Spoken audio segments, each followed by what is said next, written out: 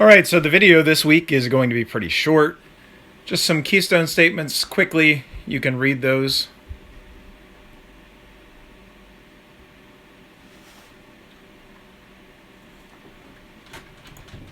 And a few more.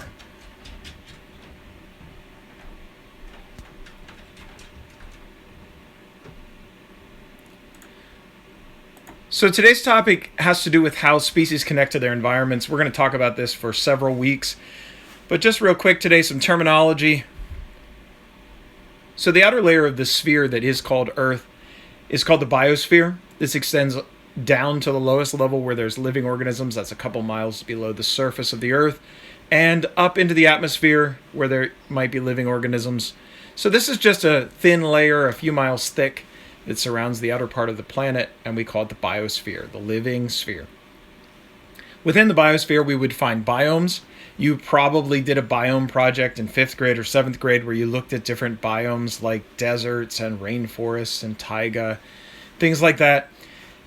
And basically what happens is that a biome has specific abiotic factors, non-living factors like temperature, rainfall, rock type, wind patterns, things like that.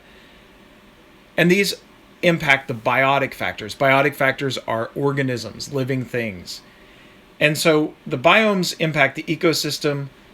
Ecosystem is defined as all of the biotic and abiotic factors. So in other words, all of the organisms and the remnants of organisms, that is leaves, other dead parts, things like that, dead organisms, and the abiotic factors, the temperature, the soil type, the wind pattern, the rainfall, all of that, the amount of sunlight, those are abiotic. So the prefix a again means not. So living and not living. And not living is different than dead. Dead is a special case of biotic factors.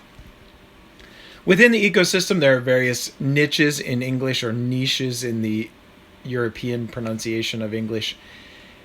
And these are basically spots within an ecosystem where an organism does really well. We could think of it as the organism's job within the ecosystem. So all of the living things in an ecosystem are called the community.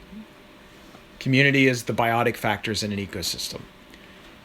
Within the community, a population would be members of the single species. So for example, the hippos in that picture are members of the population in an ecosystem, whereas the hippos and other living things around them would be part of the community. Individuals compete for resources within species and against other species as well. So competition is a key feature in ecosystems. So this graphic just shows you that an individual or an organism, which if you recall back when we talked about cells, tissues, organs, organ system, organism. The word individual means organism as well. Organisms make up a population. They're all the same type. All of the different types of populations within an ecosystem are called community. Add in the abiotic factors and we have an ecosystem, which is part of the biome, which is part of the biosphere. And that's it for today.